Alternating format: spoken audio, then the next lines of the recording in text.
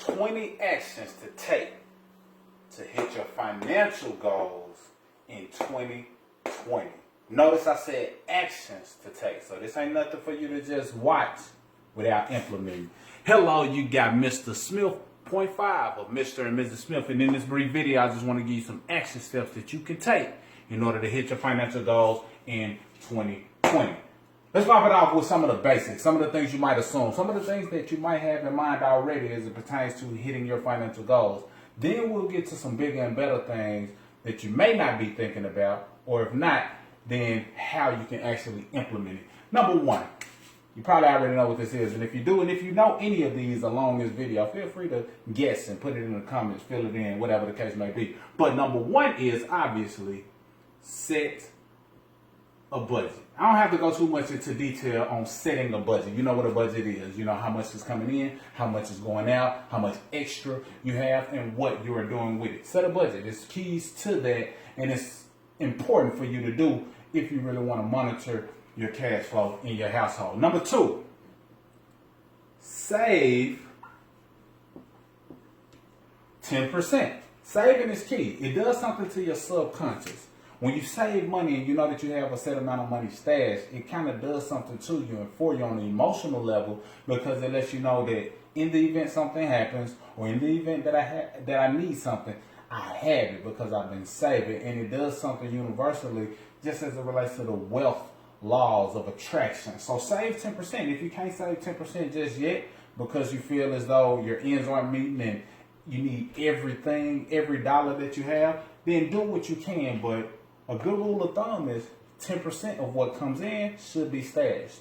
10% of what comes in should go somewhere other than just on bills. Number three, since we talked about saving, give 10%. Now, this doesn't have to be your tithes and offerings. This can be wherever you choose to give. Is it a charitable donation that you want to give elsewhere? Is it a big tip you want to leave to the waitress? Is it somebody who has something that you can contribute to because you believe in the cause that they're pushing for?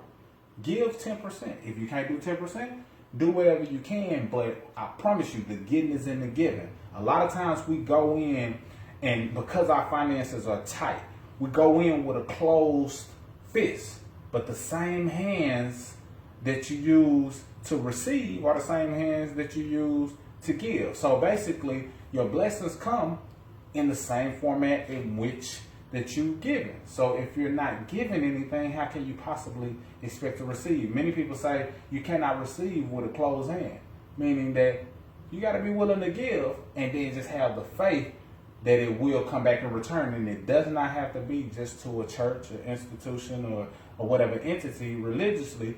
It can be just something that you believe in and you decide that you want to give. But it's power in giving. Trust me. But if it is to a church or whatever the case may be, then the same rules apply. Number four, correct your withholdings. But for short, I just put W-4. If you've seen any of our content before, then you know we're big about the W-4. Reason being is the W-4 usually allows the everyday person who has a job to bring in more cash flow. With more cash flow that they didn't expect, meaning that it came from a source that they didn't know that they were losing money at, or didn't know that they were leaving money on the table. This is a key place that people are able to bring in a nice lump sum of money that can go towards their budget, go towards their saving, go towards their giving, go towards their debt elimination game plan. All because they corrected their W-4. We teach this, we got videos on this, and we show people how to take their extra money, apply it to things to better their finances overall. Number 5, take advantage of 5 fries. I know you're probably thinking, what in the world is 5 fries? I just wanted to throw you off and just make sure you were paying attention. But take advantage of 5 Fridays. Currently, in the month of this video, is January 2020. It's 5 Fridays in this month. Many people get paid weekly. So if you get paid weekly, and let's say it's every Friday, guess what? You got paid 5 times in that month. So it's usually some extra money that came in from that month. But if you don't pay attention to it, you don't take advantage of it, then you find yourself just doing whatever with the funds versus doing something strategically with the funds that can help you hit your financial goals in 2020. Every day counts, every week counts, every opportunity counts as it pertains to the money that you're bringing in. So take advantage of those 5 Fridays, that is. Number 6, back to the 10%. I know what you're thinking, like, man, he already told us to save 10%, give 10%. What else could we be doing 10% of?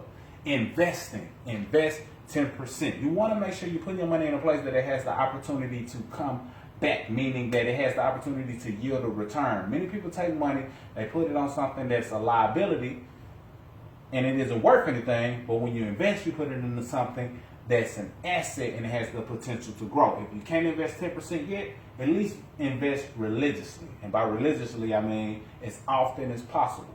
Every time you get paid. Every time you spend money. So it's a couple of easy ways that I just want to point out real quick, and we can give you access to those tools. We might even link it down to the bottom depending on where you're tuning in from. But it's 2 easy ways that you can invest religiously.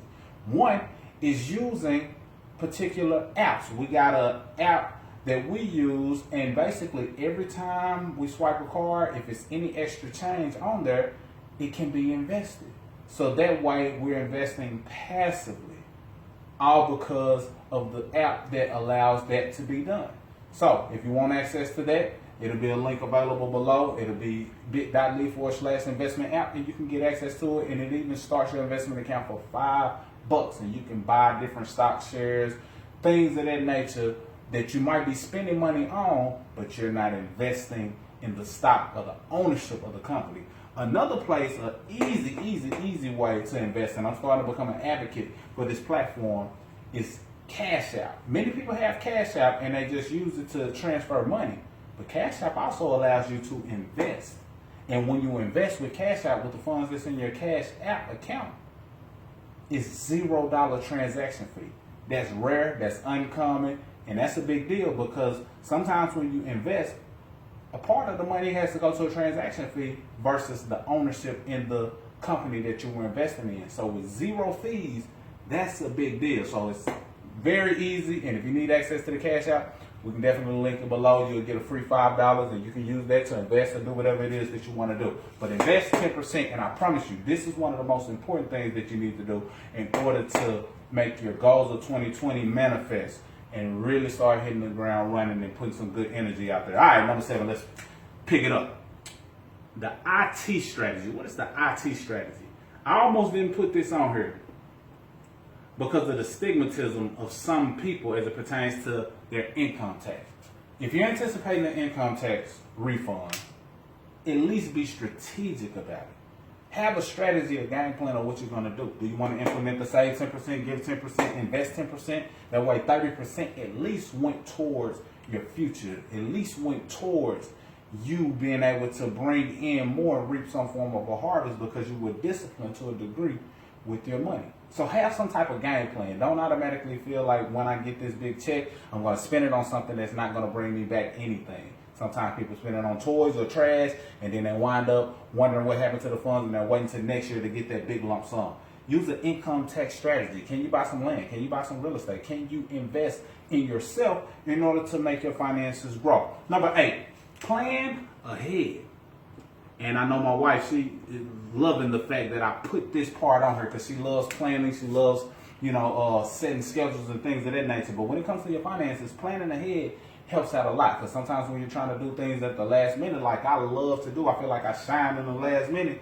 Sometimes you might be out of pocket more because you didn't strategically plan ahead. By planning ahead, sometimes you can save a lot of money because you did it in advance when nobody else was thinking about it, when it wasn't as popular, when it wasn't a long line of people trying to do what it is that you want to do. So planning ahead is great for travel. Planning ahead is great for meals and buying food or entertaining yourself, whatever it is that you do. Planning ahead goes a long way as it relates to your retirement goals. All of that counts. So plan ahead. Number 9, and this might not be the most favorable, but I promise you, this really shifts your mindset so you can understand that, yeah, it's certain things I can do monetarily, but it's certain things I need to do with my time better. It's certain things I need to do with my efforts better. And one big thing is waking up early. You see, when they say the early bird gets the worm, that's not just a saying. That's the true thing. I love it when I'm up at 4 o'clock and the rest of the house is asleep.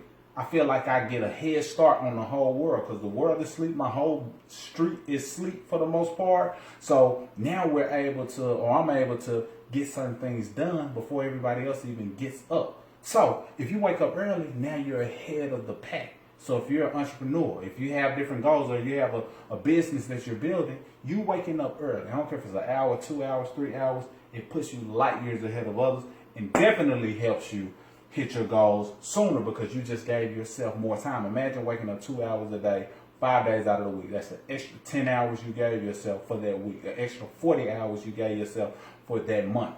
And the list goes on. All right, number 10, read and study. Because it's really impossible for you to get your finances in order if you're not growing your mindset. If you're not stretching your mindset and understanding what people have to do in order to get on top of their finances, then you probably won't grow, especially if you're just in a circle of people that don't stretch you, people that don't move you in a forward progressive direction. So you have to be reading and studying those that you look up to, those that you admire, skill sets that you want to attain or acquire. Read and study religiously, daily if possible, multiple times a week, bare minimum, but at least a little bit a day keeps the bill collectors away. Number 11, fix it. Fix what, Mr. Smith? You guessed it. Your credit.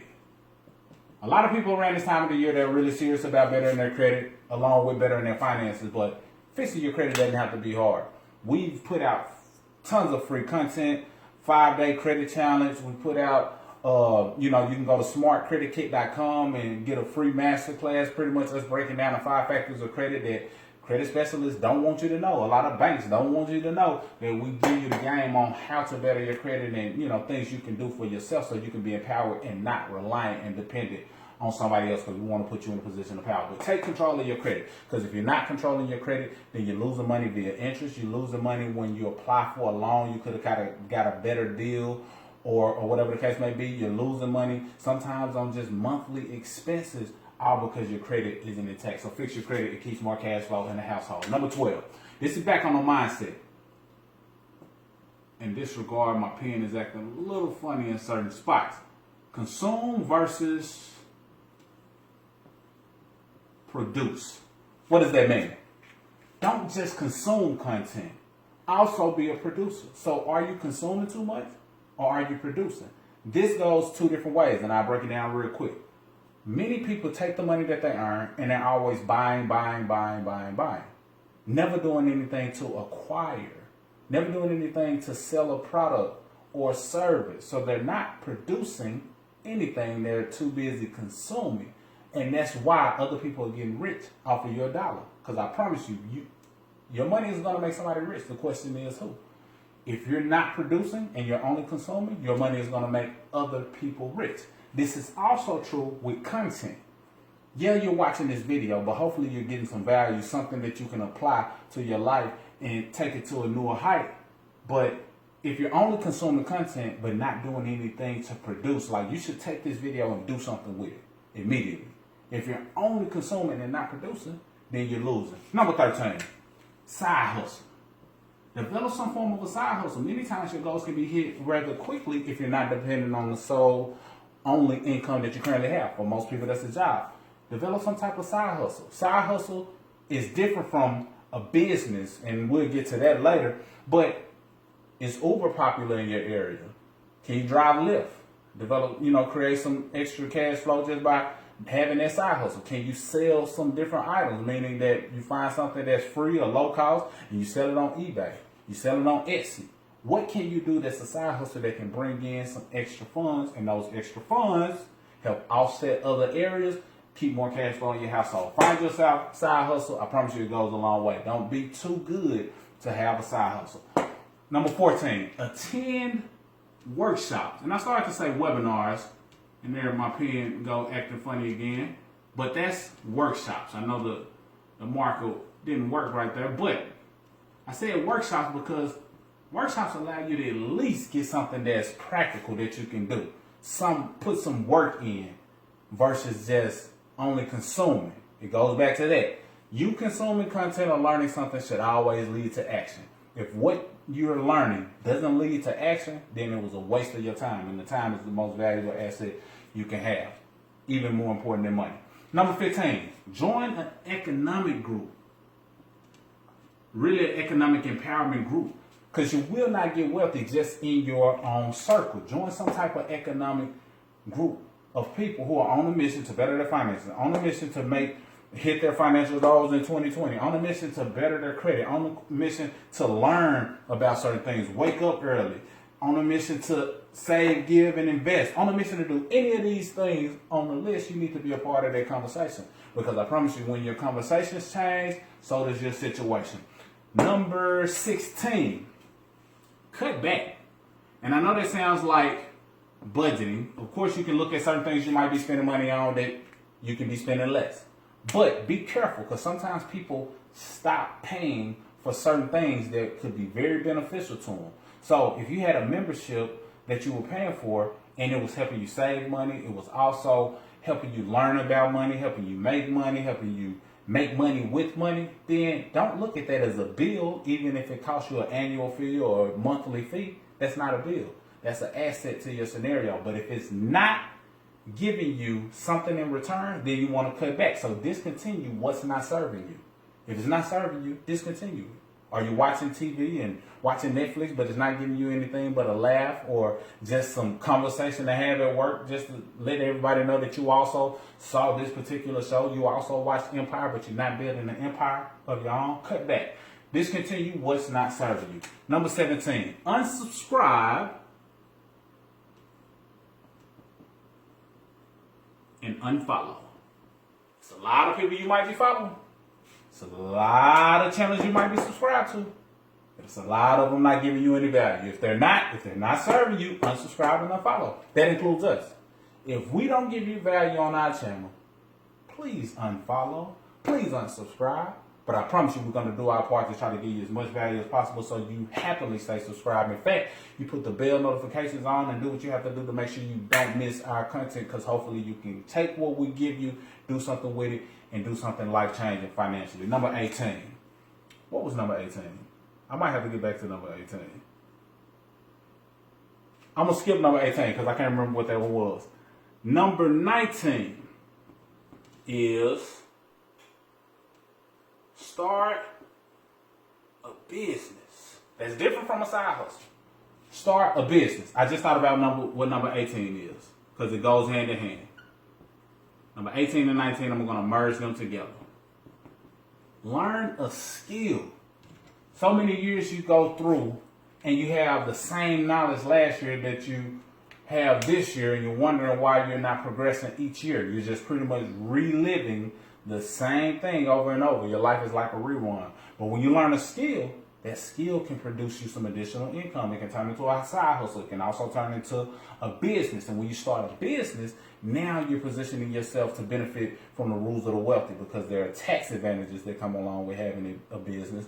There's a salary cap that gets removed because you can make as much money as you like to. And the game changes because you're in the business quadrant versus just being an employee or versus just being self-employed. Is levels to it, but you definitely want to start a business. That'll help you hit your financial goals, or at least have a side hustle or develop a skill that can position you to do it going forward, even if it isn't this year. Highly, highly, highly, highly, highly recommended. Last but not least, seize opportunities. When the opportunity presents itself, a lot of times that's the answer to the prayer that you've been seeking. Many times people are like, I'm just waiting on the chance. I'm waiting on the opportunity. And they expect a lottery ticket to fall in their lap. It happens. But the chances of it is rare. I promise you, the odds of you building a solid business or capitalizing or seizing opportunity is a lot higher than you winning the lottery.